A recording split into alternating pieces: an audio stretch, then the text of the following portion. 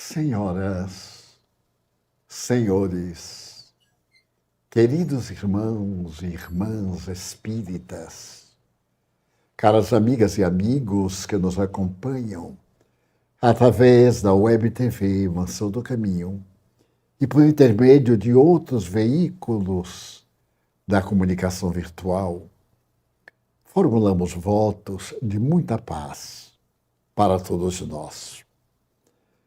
Estive recordando-me de uma figura admirável que no século XX desenhou para a humanidade uma atividade em benefício do autoencontro. Essa criatura que teve a coragem de autopenetrar-se e depois de verificar os seus enganos, saiu para servir e para amar, ampliando os horizontes do entendimento em relação à própria vida. Eu me recordo da primeira vez que tive a ocasião de ler a primeira página dessa nova era, tão bem apresentada pela insigne senhora norte-americana. A psicóloga Louise Hay tem uma história muito linda para as nossas reflexões neste mês de dezembro. Ela nasceu em Nova York e recebeu a educação americana nos padrões convencionais.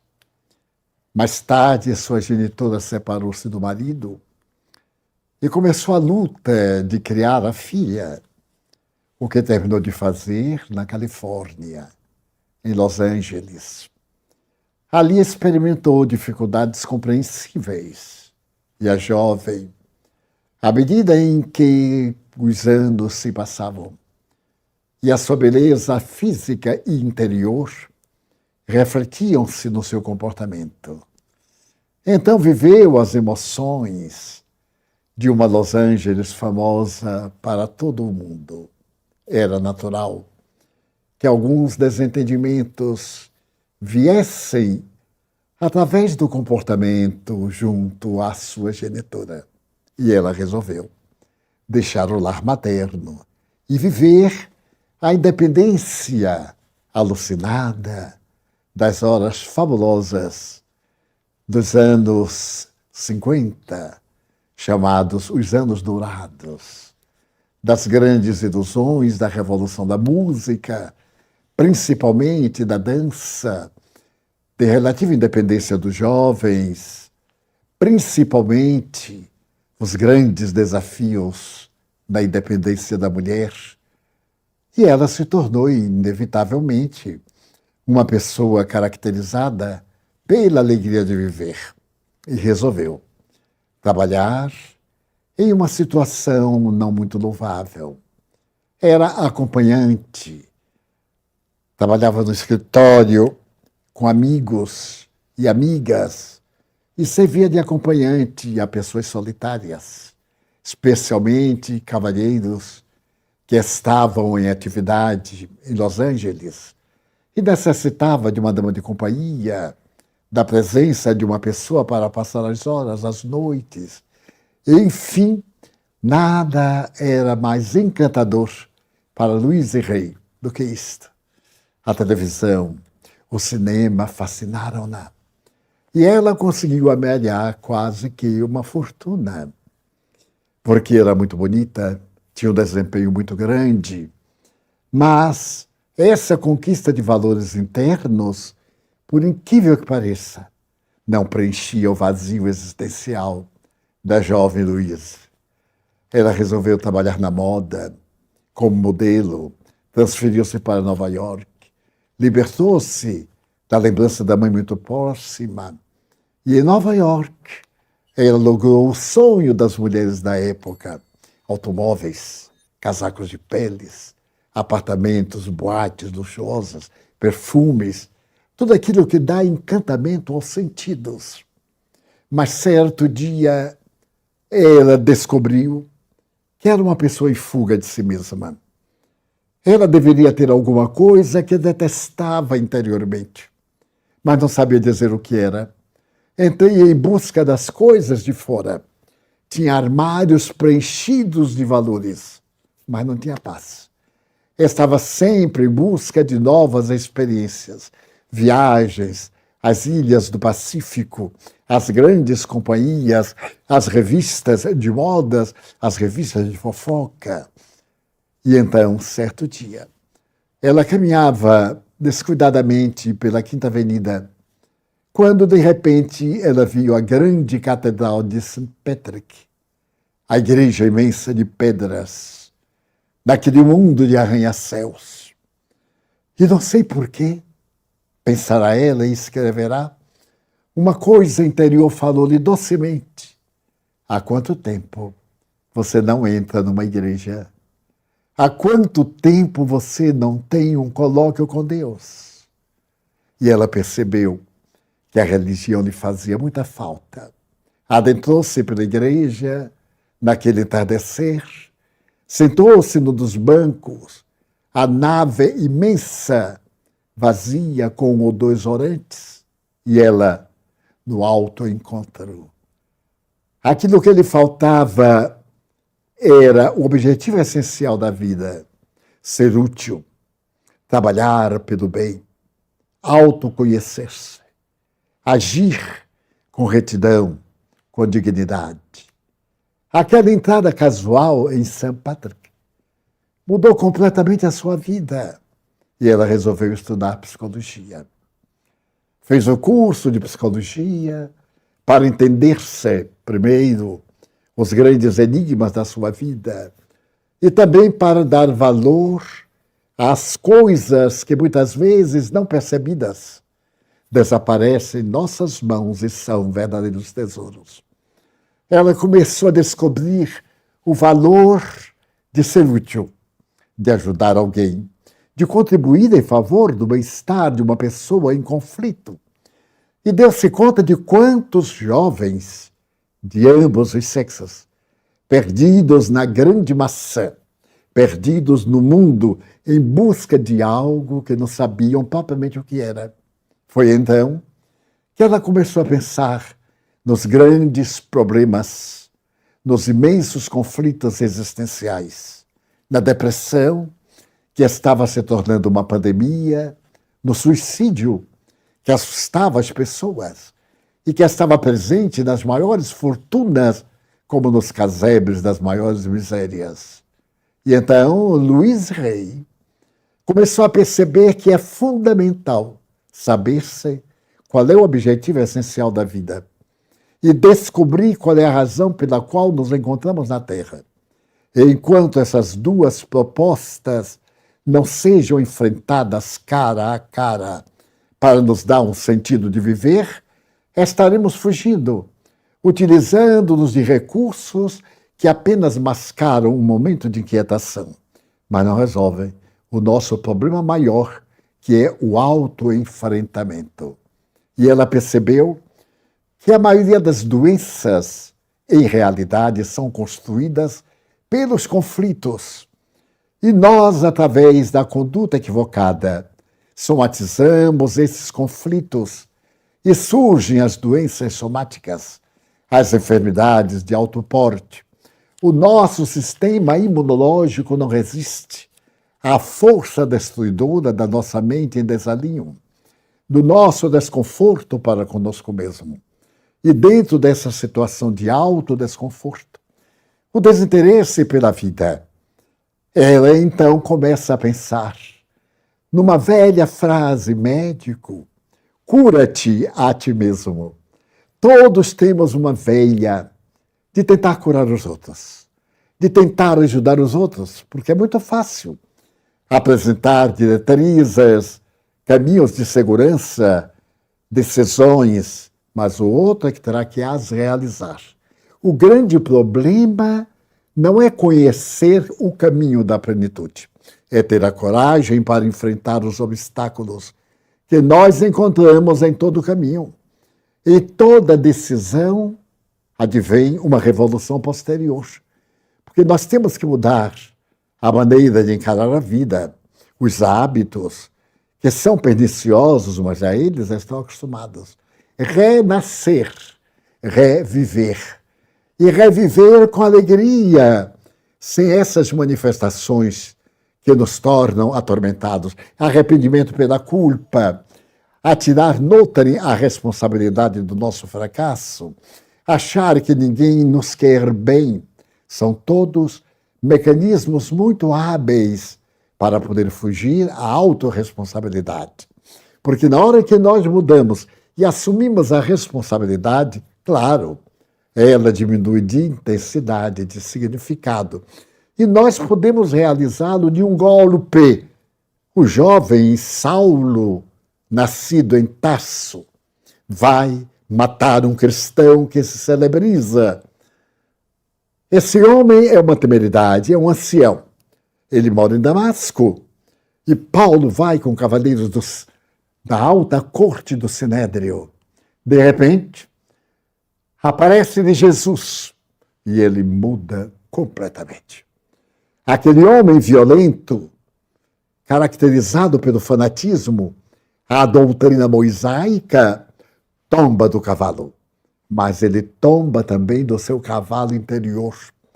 Ele deixa cair a sua armadura metálica. Ele tem a coragem de despir-se e considerar a própria fragilidade. Então nasce o futuro apóstolo Paulo. Ele vai para um deserto, vai meditar, 3 anos, trabalhando rudemente numa obra de couro, onde ele exercitara a sua vida antes do rabinato. E depois surge essa figura incomparável, atemporal, porque hoje Paulo de Tarso é tão vivo na doutrina cristã, na filosofia, no pensamento de coragem, como aquele jovem que enfrenta o pai, que o amaldiçoa, que o expulsa do lar, e ele sai sem o menor ressentimento. Que enfrenta os amigos cristãos que não acreditam na sua renovação, que enfrenta o sinédrio e enfrenta toda uma vida de testemunhos, de dores e de júbilos por conviver com Jesus. Então eu caso. Ela percebe que a sua vida somente terá sentido quando o conhecimento psicológico puder ajudar alguém. E se transforma, indo lecionar na universidade, a cátedra de metafísica espiritual. Descobre que a vida não é somente o corpo, é o psiquismo, é aquilo que pensamos. Nós somos, sobretudo, aquilo que cultivamos em nosso mundo mental, que passa para o nosso mundo real e que se incorpora ao nosso mundo atual. Então, essa notável psicóloga escreve um livro denominado Autoajuda. As pessoas, então, não acreditavam em si mesmas, não tinham o hábito de olhar-se profundamente e de verificar que em nosso eu profundo estão as raízes das nossas dificuldades. Quando conseguirmos encarar-nos e, por fim, libertarmos-nos dos desafios e nos auto-amarmos, hemos encontrado a pedra mágica que proporciona a felicidade e nos empurra no rumo da plenitude, do ser que anelamos ser em benefício de nossa própria vida. E, curiosamente, o livro é muito bem recebido. Tenha a coragem de dizer não a você. Tenha a coragem de refazer o caminho. E então ela própria começa a refazer o caminho. Volta a Los Angeles e vai reabilitar-se perante sua mãe. Como poderia ela ensinar bom humor, plenitude, coragem de vencer as imperfeições? Se carregava a mágoa, o desencanto com a sua genitora. Se sabia que a genitora tinha problemas, que ela já os não tinha economicamente.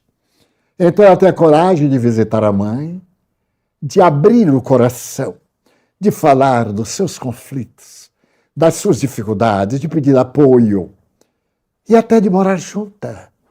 Manda construir 2 casas confortáveis numa das belas praias de Los Angeles e se torna uma filha dedicada, espiritualmente dedicada a curar a mãe, a autocurar-se, porque a cura que eu pretendo para o outro, eu deverei desenhar e fazer dentro de mim. Então nasce uma grande terapeuta.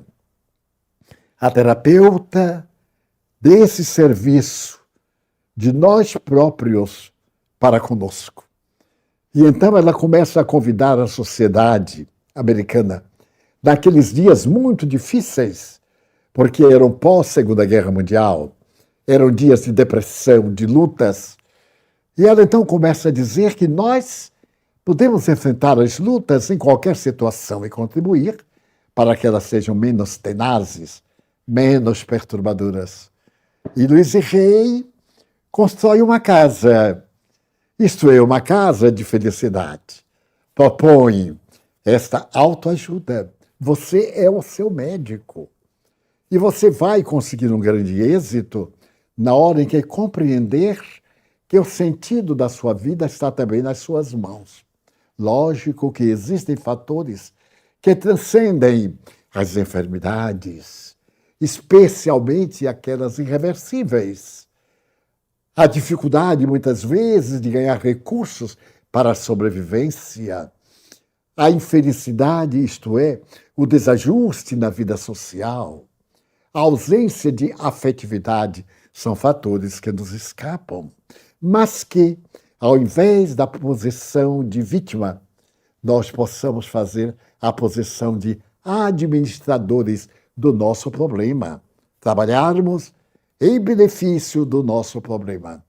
E então, cada dia, o problema desafiador vai mudando de aspecto. Como todos os dias nós temos sol, em abundância no verão, em escassez no inverno, mas o sol está aí. E é necessário vê-lo com os olhos da imaginação. Há uma historieta muito conhecida, que 2 homens estavam no mesmo quarto de um hospital e sofrendo dores terríveis.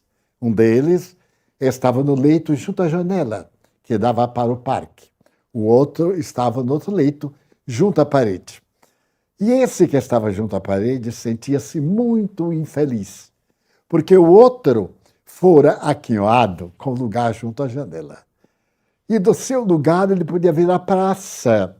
Havia ali uma praça, um coreto, frequentemente havia espetáculos, havia gente conversando e ele erguia um pouco a cabeça e dizia, mas como é bonito o dia de sol.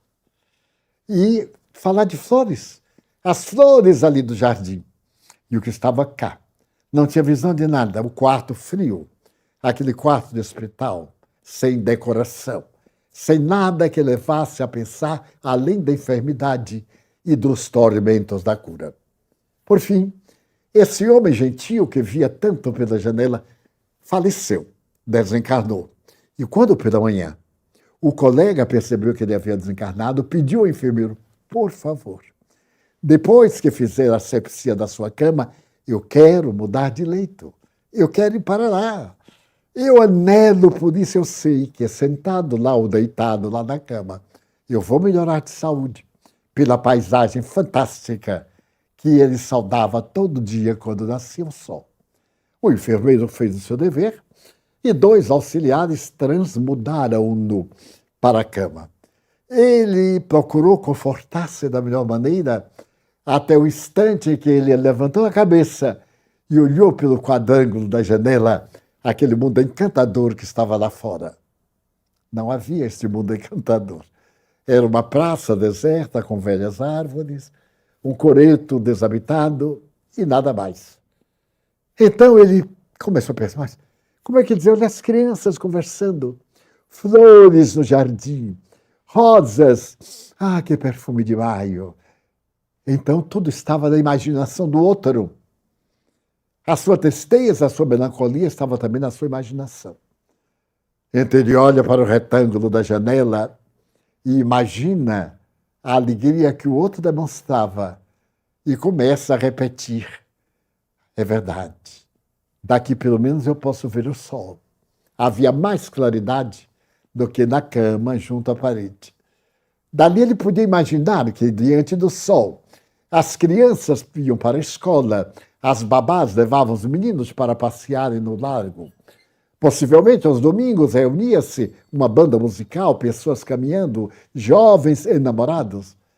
E começou a imaginar a beleza que estava lá fora, por concretizar-se. E a partir de então, ele realmente melhorou. Passou a ter mais otimismo e passou a estimular outros doentes a ver o encantamento da vida, que muitas vezes está distante dos nossos olhos. Está na imaginação. E é exatamente essa imaginação que dá beleza, tira de nós essa sensação de culpa, essa sensação de felicidade, todas essas expressões de desagrado. Então, isso é a vida. E a doutora Luísa procura demonstrar que nós dispomos de um material excelente. Abre a sua escola, a Escola da Felicidade. Abre uma fundação com o nome Louise Hay e se torna uma Magister Dixit. Ela se torna um guru da nova era.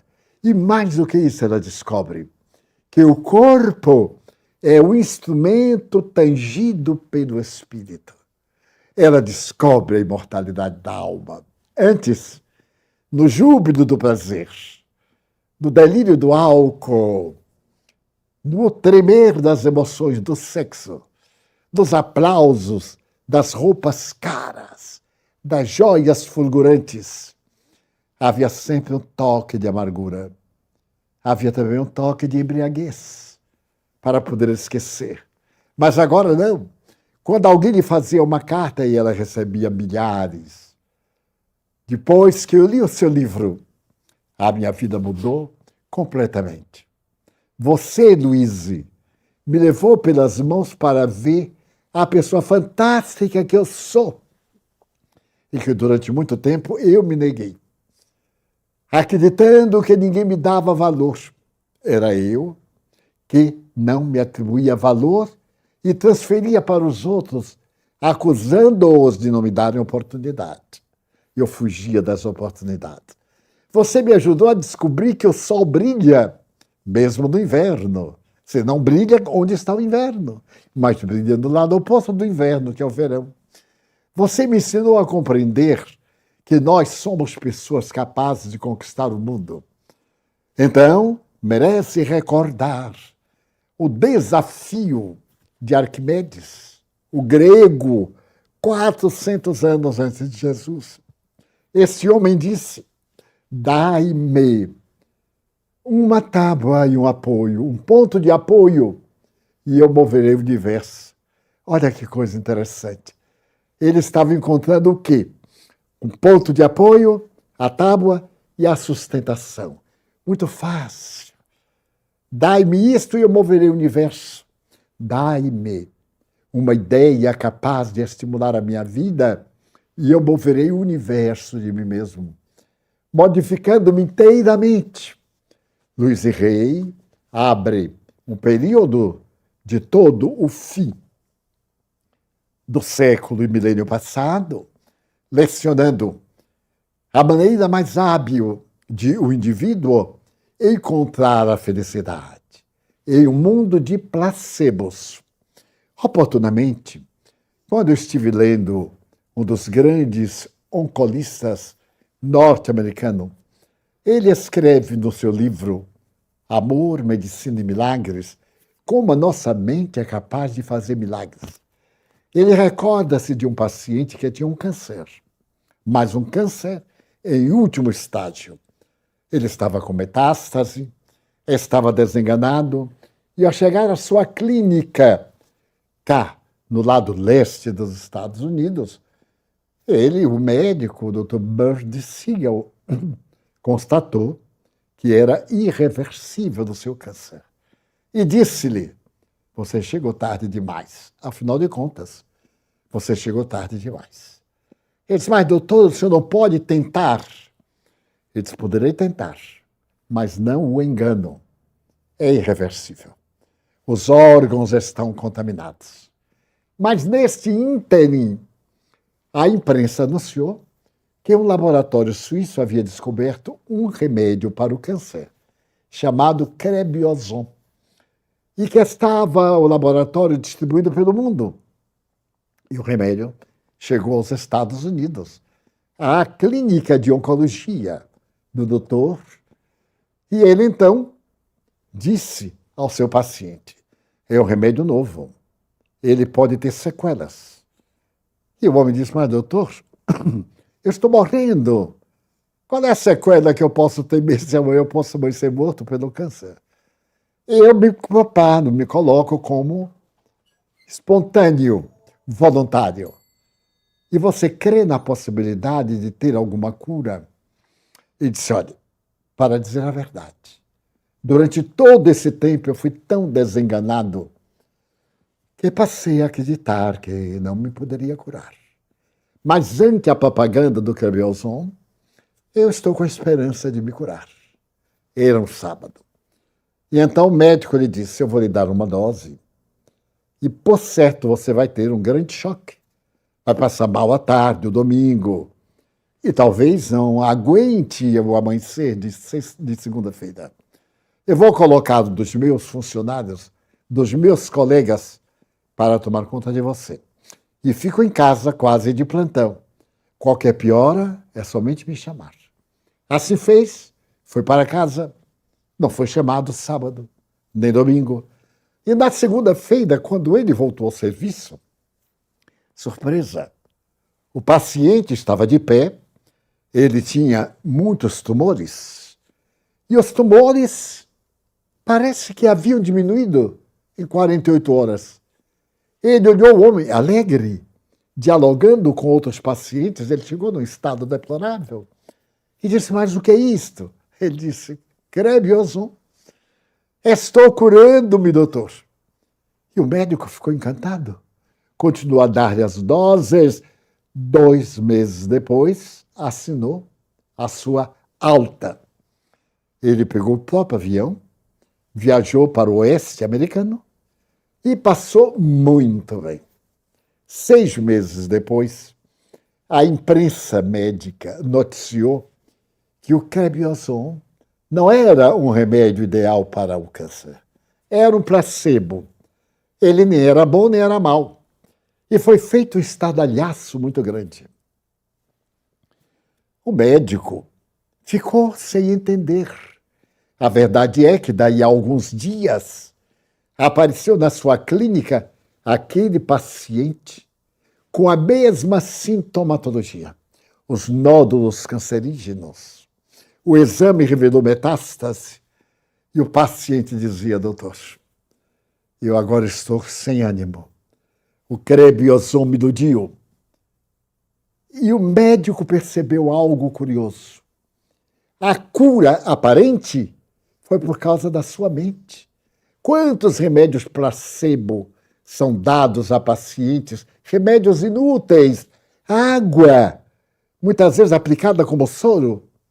E o indivíduo se recupera. O poder do placebo no doente.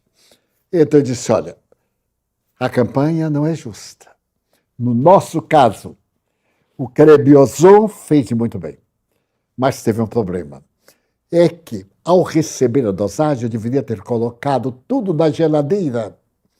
E não fiz. Então, eu estou com uma nova remessa agora, com melhores cuidados.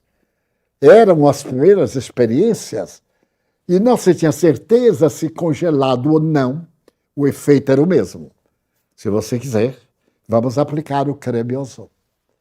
E então, diante do paciente, ele abriu a geladeira, tirou as ampolas, colocou-as na seringa e fez-lhe a aplicação. No dia seguinte, o homem apresentou sinais de melhoras. Mais tarde, 2 meses depois, ele teve alta e voltou para sua cidade natal. Mas a imprensa americana, muito cuidadosa, o Departamento de Saúde e de Medicamentos publicaram o resultado da experiência com pacientes voluntários. O remédio era inócuo.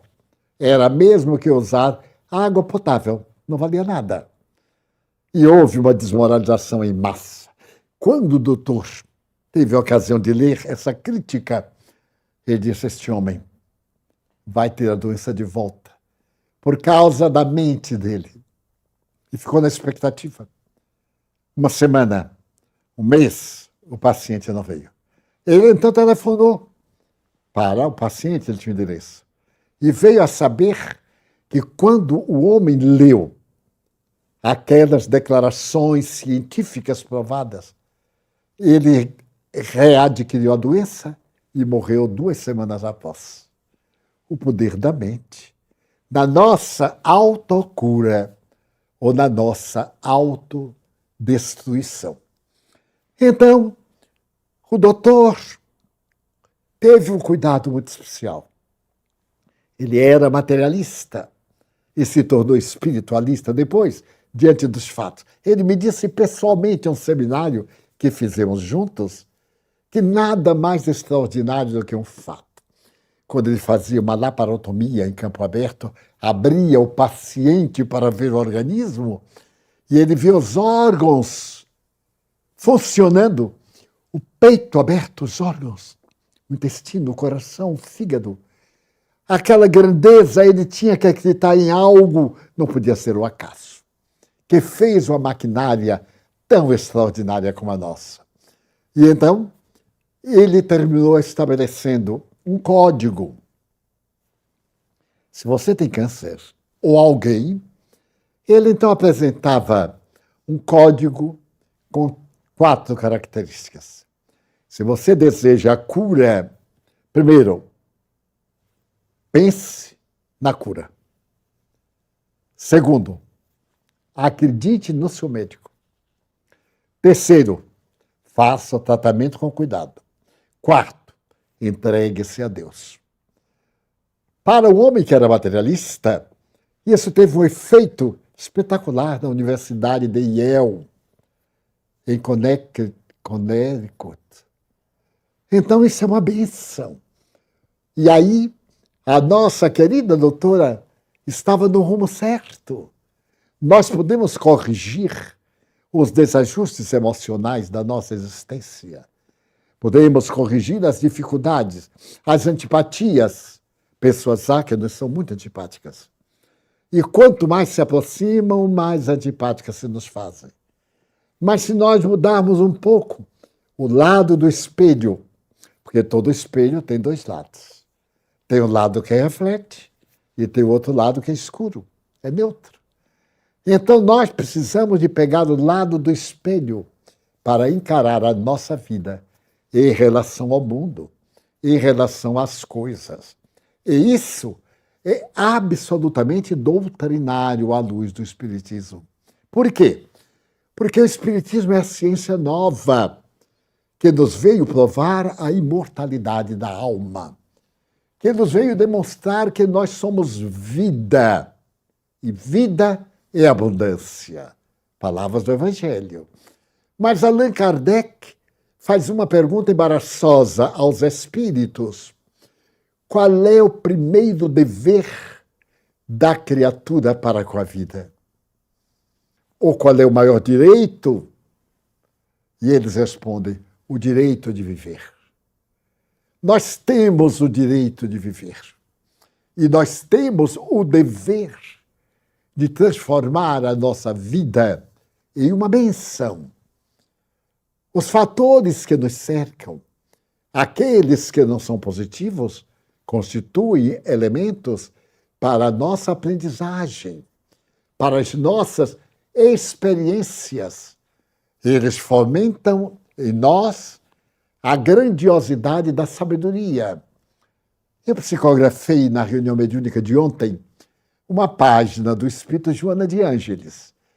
E ela intitulou a página como sendo Psicologia do Envelhecimento. Dificilmente vamos encontrar pessoas que gostem de envelhecer. Um número muito grande de nós detesta envelhecer. Nem pronuncia a palavra. Mas o envelhecimento é inevitável. Ele é fruto do tempo que passa. E Joana de Anjos diz que no universo tudo envelhece. O próprio universo. Envelhecem uns para abrilhantar-se, os diamantes. Envelhecem outros para desgastar-se, a criatura humana, o invólucro carnal. Mas que o envelhecimento é nobre. Cícero, o grande filósofo do século I em Roma, dizia que envelhecer é uma arte. Saber cada dia o que ignorava no anterior. Enfrentar as circunstâncias e colecionar júbilos. Ter pequenas alegrias. Por exemplo, eu há pouco tempo havia perdido alguns documentos. Tenho muitos papéis, como a maioria das pessoas. E não sei o que fiz. Ao transferir de um lugar para outro, eu notei mais tarde que aquele grupo de papéis, de recortes, de anotações que eu fazia com muito cuidado ao largo da vida, não sabia onde estava. Então eu recorri à velha biblioteca. Não estava em lugar nenhum. Passei à biblioteca da mansão. Possivelmente eu deveria ter mandado para o arquivo da biblioteca da mansão. Não estava. Então o que fiz? Ninguém mexeu, porque ninguém mexe. Eu sou o único que entra no meu lugar, que age, que trabalha. Então um dia eu encontraria. Passaram-se 2 anos exatamente. E hoje, com muita surpresa, uma das filhas que me ajudam disse: tio, eu quero lhe dar uma grande alegria. E eu disse: mas que bom, eu estou precisando de uma grande alegria. A cada minuto todos precisamos. E ela mostrou o volume de papel. Ao ver, eu digo: meu Deus, me deu uma alegria fantástica. Porque aqueles papéis são coleções de notas, de apontamentos, de revistas, de páginas que eu retirei de revistas com dados para poder algum dia abordar, poder demonstrar a fonte. E aí eu disse: deixa eu pegar. Meu Deus, mas onde estava minha filha? Porque eu olhei tudo. Ela só disse: tudo não, quase tudo. De fato, eu não tinha olhado uma mala de mão que eu uso nas viagens. Eu tinha colocado numa das últimas viagens ao exterior, fiz a viagem, não usei, e quando retornei eu guardei a maletinha sem abrir. E não tirei o tesouro que estava lá dentro, envelhecendo. E hoje eu recebo o tesouro com um pouquinho de mofo, que faz parte da vida. É síndrome de envelhecimento. E ali estavam os meus tesouros. Então eu estive folheando para ver alguns antigos. E que verdadeiras pérolas, frases belíssimas de personalidades ímpares da cultura, do bem, da caridade. Aí voltaram-me à imaginação, à memória, e eu adornei-me de felicidade. E disse: aqui é o fruto de quase 93 anos. Mas vamos dizer, de 83, a partir dos 10, 11 anos, eu comecei a fazer recortes. Eu li uma página, e ao invés de guardar o periódico todo, eu tirava um recorte. Quando o tempo permitia, eu colava numa página em branco. Mas quando não permitia, eu dobrava, colocava numa coleção. E é essa coleção de mais de 80 anos, trazendo a memória do tempo e a minha alegria de que eu não envelheci, porque aquelas notícias não envelheceram. Acompanhamos ambos o tempo com alegria. Na minha manifestação de vida, diariamente agradeço a Deus. A alegria inefável de viver, o despertar, olhar o sol, olhar a vida e dizer: meu Deus, eu estou vivo na carne. Que bênção! É este veículo que eu posso dirigir em espírito para onde os frutos sejam mais opimos. Então, a proposta maravilhosa da nossa doutora, que nos ensina a autocura, é uma mensagem de esperança do mundo espiritual. Naquela lição que Joana escreveu, ela conta que numa região remota, uma lenda muito antiga, havia o mau hábito de se matarem os velhos e de se alimentarem deles mortos. O que aconteceu? Morridos os velhos, desapareceu a última fase da vida. As pessoas chegavam a certa idade, mas não tinha velhos. Então tiveram a ideia de construir um grande salão e abater uma floresta, derrubando árvores, preparando tábuas, preparando as formas de poder embutir a madeira. Mas, como não tinha pessoas experientes, porque todos eram jovens, disseram, e agora? Como é que nós vamos construir? Se colocarmos esta parte para baixo, podemos ameaçar a estrutura de cima. Um jovem disse, eu tenho uma solução. Mas antes que eu vou dar a solução, quero fazer um negócio. Vamos propor não se matarem velhos aqui. Não se comerem as carnes dos idosos. Respeitarmos os idosos. Válido.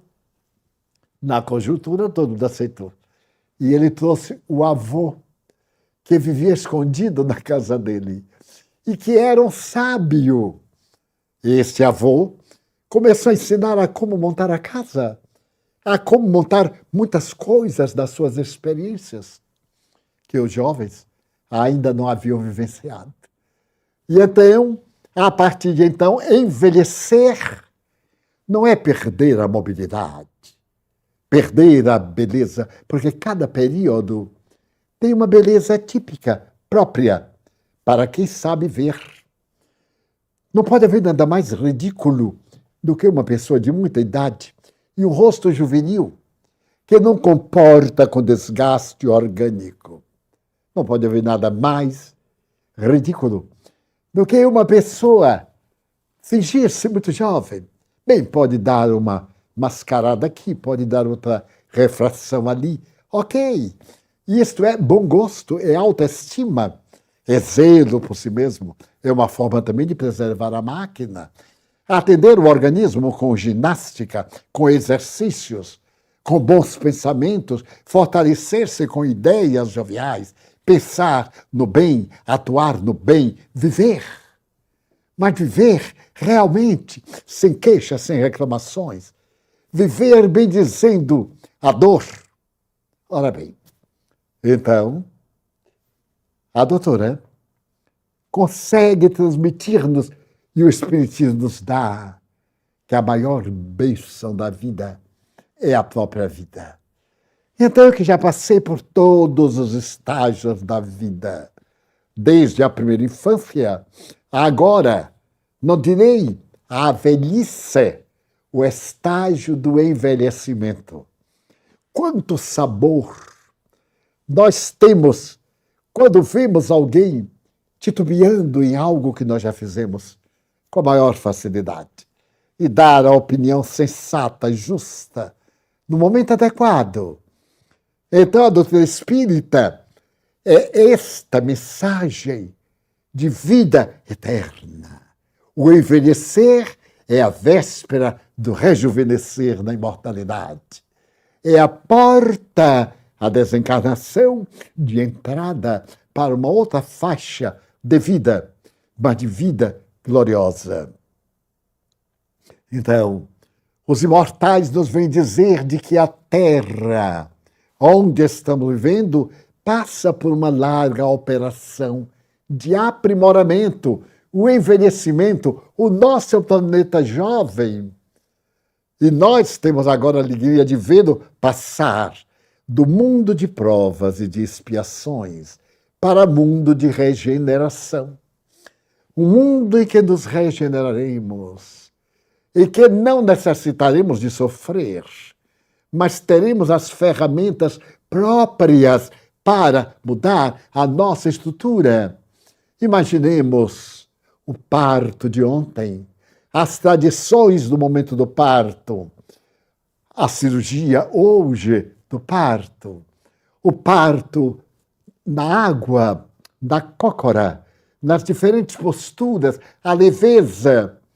E breve, à medida que a ciência vai, nós teremos úteros artificiais, onde serão gestadas as crianças. Seus pais contemplarão o filho fora do útero, em um instrumento que tem a aparelhagem do nosso organismo. Já estamos com inteligência artificial. É notável quando eu olho o telefone, faço-lhe uma pergunta, ou digo simplesmente, ligue-me com fulana de tal. E daí a pouco, ele atende ao meu pedido sem erro. Quando, por acaso, eu estou ditando uma frase com calma e ele vai escrevendo. Então, esse mundo digital, esse mundo novo, fascinante, está previsto na doutrina espírita. Já não é necessário sofrer o peso da matéria. Eu vejo um operário de ontem, da minha juventude, e vejo um operário de hoje, seus direitos. Como ontem enfrentava o pedreiro, o marceneiro, o escultor, qualquer um, as árduas tarefas, o sol, a chuva, a ausência de uma indumentária própria, o salário mais do que miserável, o desprestígio, o ultraje que ele era atirado a cada instante. E vejo hoje o funcionário de qualquer teor, digno, respeitável, com seus direitos e como mudou a paisagem.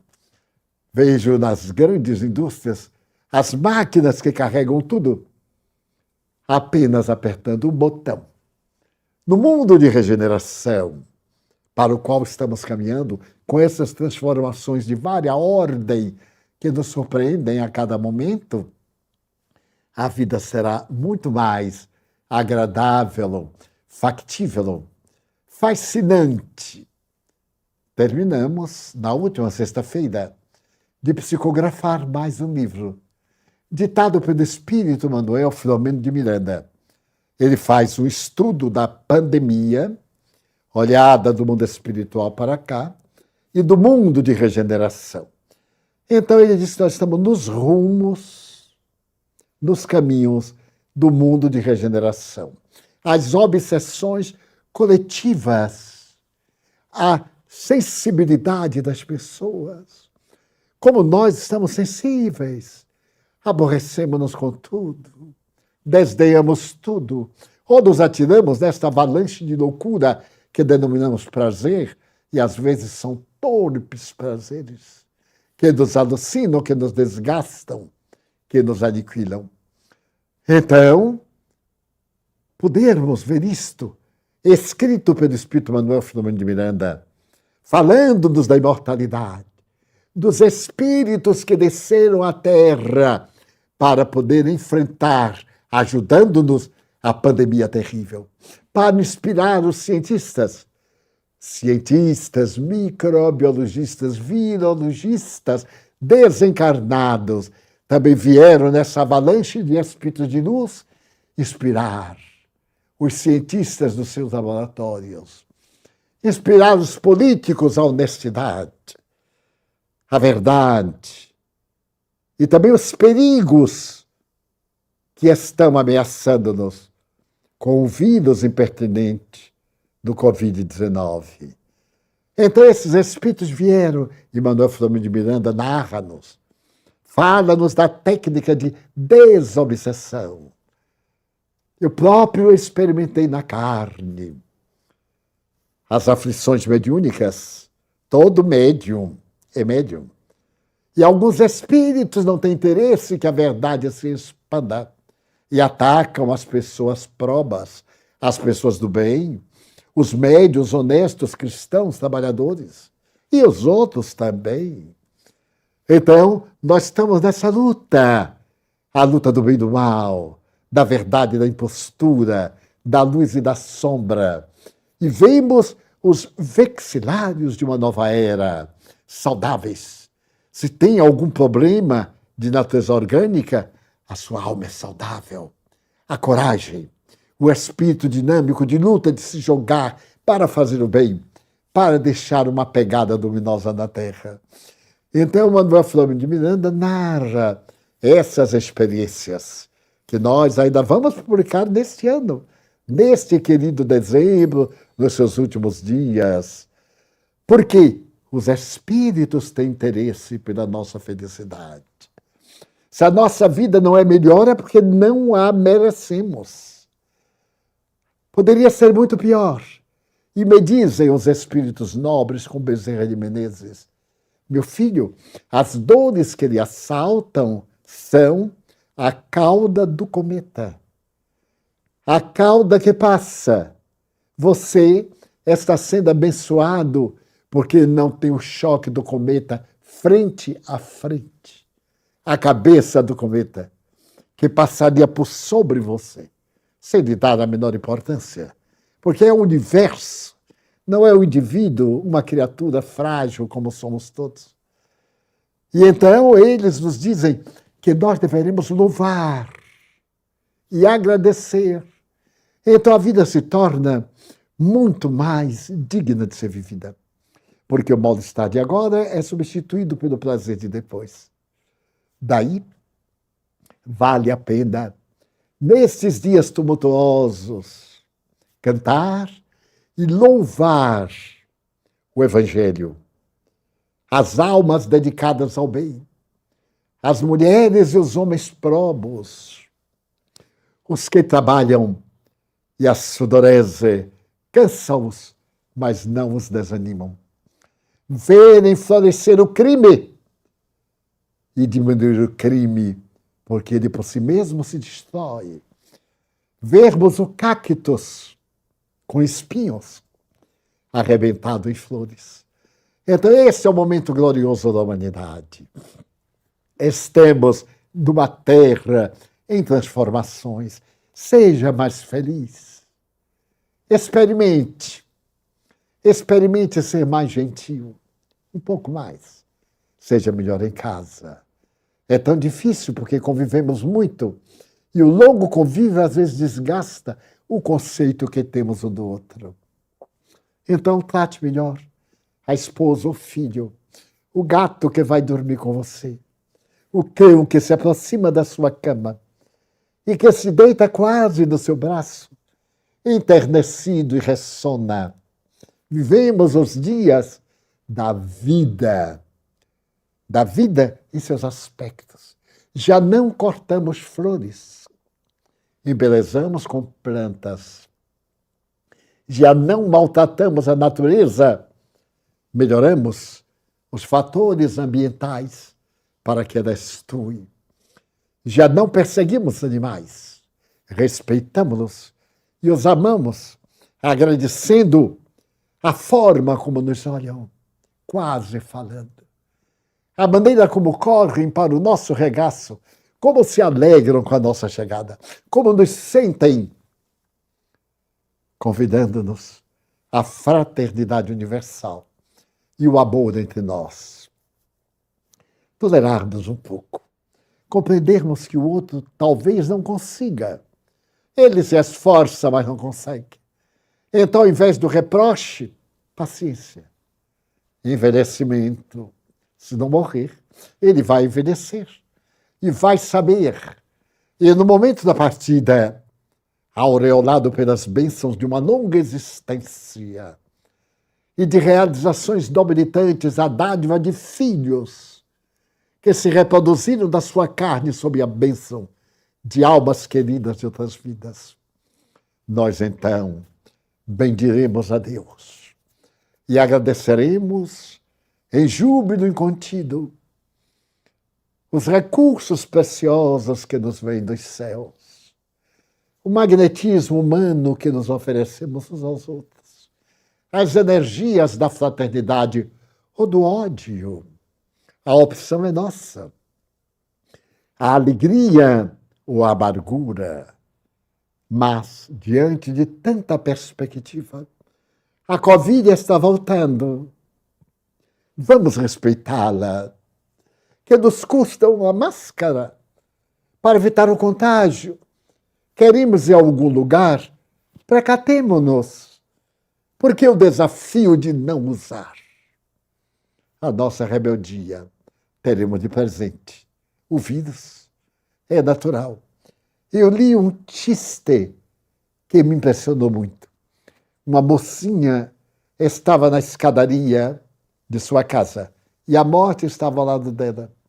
E ela então diz à morte: mas foi apenas uma festinha. Você podia me desculpar, era uma festinha de nada. E você me trouxe para cá. E a morte respondeu: eu sou muito generosa. Não era uma festinha, era uma festa. E você desafiou. Você sabia que se ia contaminar. Porque a intimidade da dança, do convívio, facilitada. Mas eu gosto tanto de você, disse a morte, que não deixei você vir sozinha. Aí eu trouxe seu pai e o seu namorado para lhe fazerem companhia. É irônico, mas é verdade. Então, não dê chance à Covid. Abra os braços ao amor e vamos apressar os nossos dias de mundo de regeneração e, com toda alegria, ser o médico de nós próprios. Muito obrigado.